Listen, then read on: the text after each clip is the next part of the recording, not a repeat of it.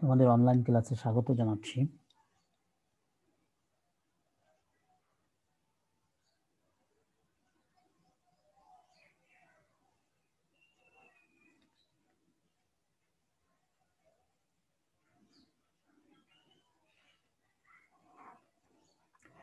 আজ আমরা পদার্থবিজ্ঞান দ্বিতীয় পত্রের দ্বিতীয় অধ্যায় স্থির তড়িৎ অধ্যায়ে আমরা ক্লাস নিয়ে আলোচনা করব।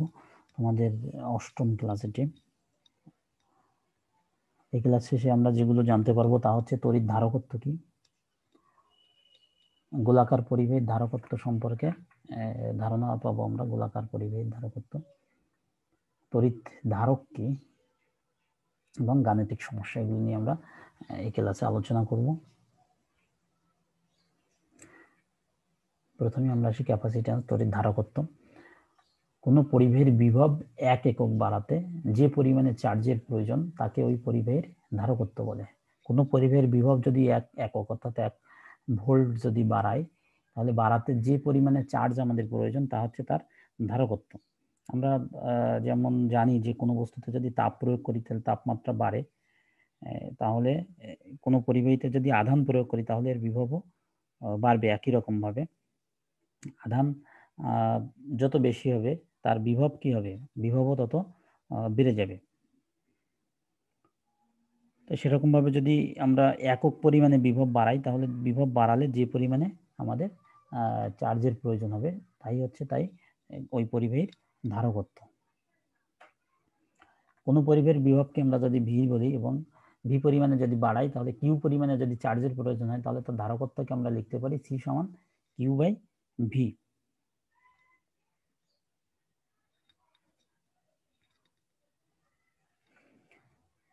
ধারকত্বের একক হচ্ছে ফ্যারাড, এর একক হচ্ছে ফ্যারাড।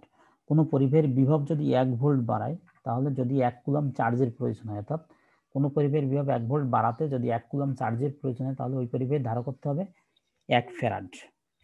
এখান থেকে আমরা ভির মান যদি 1 বলি, 1 ভোল্ট, ভির মান 1 ভোল্ট এবং চার্জ কিউ হচ্ছে 1 কুলম্ব, তাহলে এই ধারকত্ব সি হবে 1 এফ।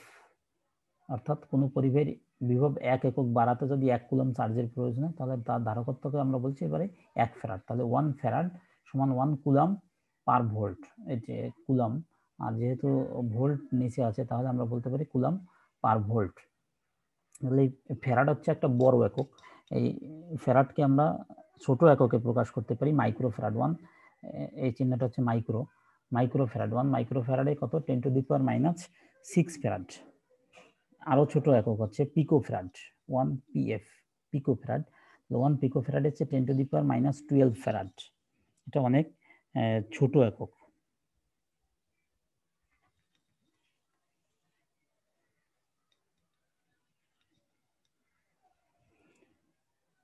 আমরা এখানে অন্য কিছু বলতে পারি যে যদি একটা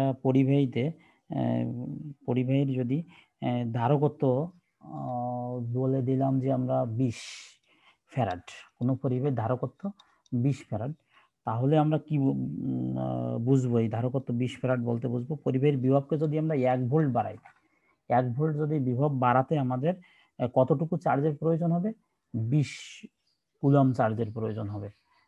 তাহলে 20 কুলম্ব যদি 1 ভোল্ট বিভব বাড়াতে 20 কুলম্ব চার্জের প্রয়োজন হয়, তাহলে তার ধারকত্ব হবে 20 ফ্যারাড।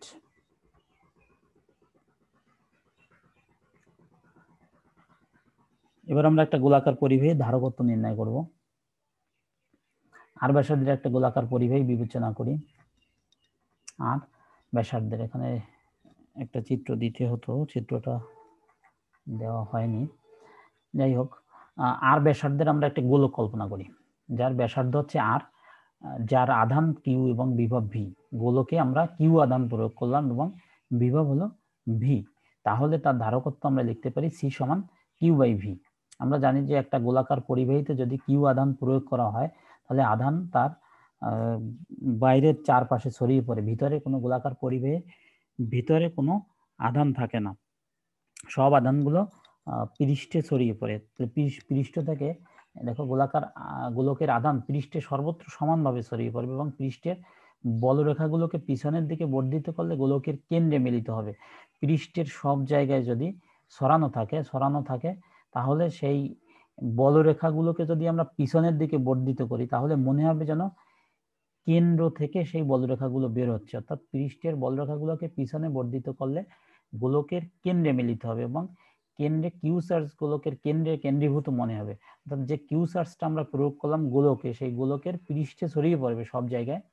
পৃষ্ঠে ছড়িয়ে পড়লে তার বলরেখাগুলো পিছনের দিকে বর্ধিত করলে কি হবে, তার কেন্দ্রে মিলিত হবে। কেন্দ্রে মিলিত হলে মনে হবে যেন কেন্দ্র থেকে বলরেখাগুলো বেরোচ্ছে এবং ওই কিউ চার্জটা কেন্দ্রে আছে, কেন্দ্র থেকে বলরেখাগুলো বাইরের দিকে নির্গত হচ্ছে, সেরকম মনে হবে। সেক্ষেত্রে গোলকের বিভব কত হবে? ভি সমান 1/4πε0 Q/r। আর হচ্ছে গোলকের ব্যাসার্ধ, অর্থাৎ চার্জ কেন্দ্রে আছে সেরকম মনে হবে। সেই অবস্থায় তার গোলকের বিভব হবে ভি সমান 1/4πε0 Q/r।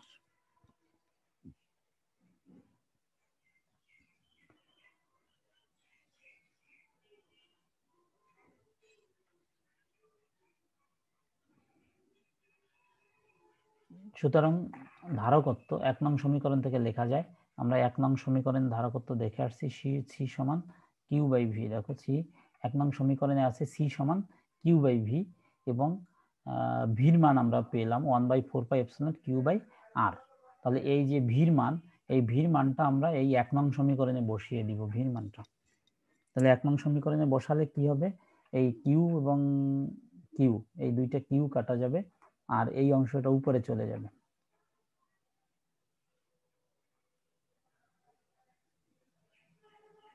তাহলে 1 নং সমীকরণে বসালে, অর্থাৎ সি সমান Q/V এখানে যদি বসাই তাহলে আমরা পাবো সি সমান 4πε0r।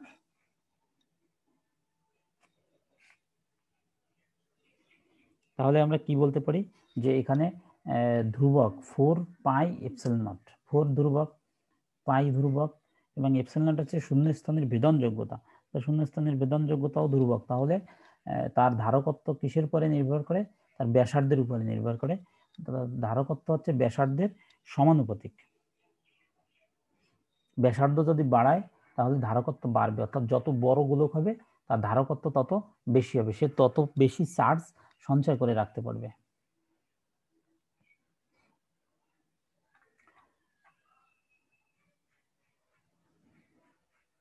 সমান্তরাল পাত ধারকের ধারকত্ব, আমরা যদি সমান্তরাল, এটা হচ্ছে গোলাকার, একটা গোলাকার পরিবাহীর ধারকত্ব দেখেছি, আর সমান্তরাল পরিবাহীর পাত ধারকত্ব সি সমান ε0 a/d। তোমরা এটা তোমাদের কাজ দেওয়া থাকবে, তোমরা এই আমরা গোলাকার পরিবাহীর ধারকত্ব বের করেছি, তোমরা সমান্তরাল পরিবাহীর ধারকত্ব বের করবে, যা রাশিমালা হবে সি সমান ε0 a/d। এটা গোলাকার পরিবাহীতে আছে 4πε0r, আর এটা দেখো ε0 এখানে ধ্রুবক, তাহলে এ হচ্ছে পাতের ক্ষেত্রফল। তাহলে সমান্তরাল পরিবাহীর পাতের ক্ষেত্রফল যত বেশি হবে তার ধারকত্ব তত বেশি হবে, এবং দুইটা পাতের মধ্যবর্তী দূরত্ব যত কম হবে, যেহেতু ব্যস্তানুপাতিক, মধ্যবর্তী দূরত্ব যত কম হবে তার ধারকত্ব তত বেশি হবে।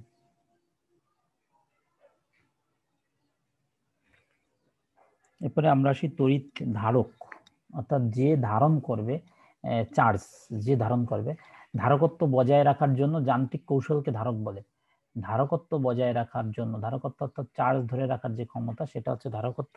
তাহলে ধারকত্ব বজায় রাখার জন্য যান্ত্রিক কৌশল, অর্থাৎ যে যন্ত্রে এই চার্জ ধরে রাখবে সেই যান্ত্রিক কৌশলটাকে বলবো আমরা তড়িৎ ধারক। কাছাকাছি স্থাপিত দুটি পরিবাহীর মাঝে অন্তরক পদার্থ, পাশাপাশি কাছাকাছি স্থাপিত দুটি পরিবাহীর মাঝে অন্তরক পদার্থ, যেমন কি কি, কাঁচ, প্লাস্টিক, বায়ু, এগুলো হচ্ছে সব অন্তরক পদার্থ। এই অন্তরক পদার্থগুলো রেখে শক্তি, অর্থাৎ শক্তি কি হবে, তড়িৎ আধান রূপে শক্তি সঞ্চিত হবে, তড়িৎ আধান রূপে শক্তি সঞ্চয় করে। এই শক্তি সঞ্চয় করার যে যান্ত্রিক কৌশল, সেই যান্ত্রিক কৌশলকে আমরা বলি ধারক। ধারক বিভিন্ন রকম হতে পারে, তবে সচরাচর আমরা সমান্তরাল এবং গোলীয় ধারক সচরাচর ব্যবহার করার, অর্থাৎ গোল ক্যাপাসিটর এবং প্যারালাল ক্যাপাসিটর, এই দুই প্রকারের ক্যাপাসিটর আমরা সাধারণত ব্যবহার করে থাকি। তোমরা ধারকের ক্রিয়াটাও করবে, কিভাবে ধারক চার্জ সঞ্চয় করে।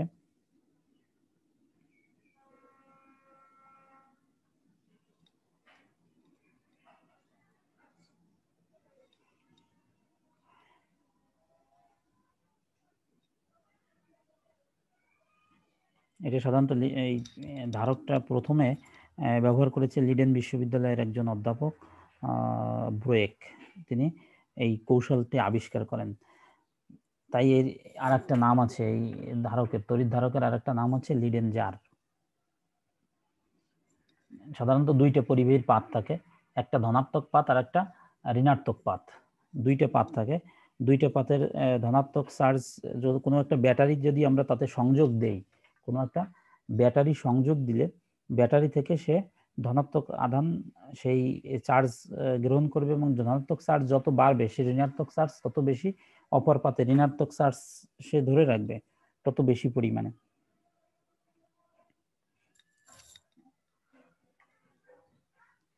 তাহলে তোমরা সমান্তরাল পাতধারক কিভাবে কাজ করে এবং তার ধারকত্ব নির্ণয়, এইটা তোমরা দেখবে। তোমাদের একটা গাণিতিক সমস্যা আমরা আলোচনা করব। চিত্রে একটি গোলাকার পরিবাহক দেখানো হলো। গোলাকার,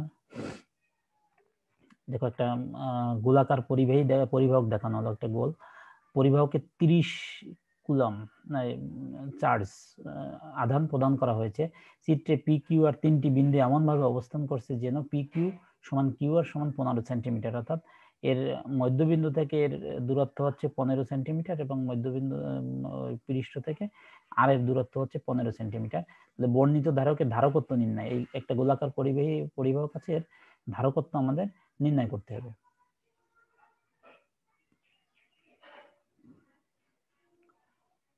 এখানে দেওয়া আছে গোলাকার পরিবাহকের ব্যাসার্ধ আর, পিকিউ সমান 15 সেন্টিমিটার। সেন্টিমিটারকে আমরা মিটার করে নিলাম, 100 দ্বারা ভাগ দিয়ে আমরা মিটার করে নিলাম। শূন্যস্থানের ভেদন যোগ্যতা আমরা জানি 8.854 × 10⁻12 c² n-1 n-2। পরিবাহকের ধারকত্ব সি, তাহলে আমরা জানি কি, এইমাত্র আমরা করে আসলাম, পরিবাহকের ধারকত্ব সি সমান 4πε0 r। তাহলে এখানে আমরা এই 4π3.14 ε0 এর মান 8.854 এবং r এর মান হচ্ছে 0.15, এই মানটা আমরা বসিয়ে দিলে আমরা পাবো 1.67 × 10⁻11, আর ধারকত্বের একক হচ্ছে ফ্যারাড। তাহলে এত ফ্যারাড, তোমরা ফ্যারাডেও রাখতে পারো, মাইক্রো ফ্যারাডেও বের করতে পারো, যেহেতু এটা সিজিএস এককে, এসআই এককে আছে, ফ্যারাডই থাক, রূপান্তর করার কোনো প্রয়োজন নাই। তোমাদের একটা বাসার কাজ থাকলো, সমান্তরাল পাতধারকের ধারকত্ব আমরা এই যে পূর্বে দেখেছি, সমান্তরাল পাতধারকের ধারকত্ব সি সমান ε0 a/d। তোমরা এই কাজটি করবে এবং ধারক কিভাবে কাজ করে সেই দুইটা আমাদের কমেন্টে লিখে ছবি তুলে পাঠাবে। এই দুটো কাজ তোমাদের দেওয়া থাকলো। এখানে দেওয়া আছে সমান্তরাল পাতধারকের ধারকত্ব সি সমান ε0 a/d। তোমাদের সবাইকে ধন্যবাদ।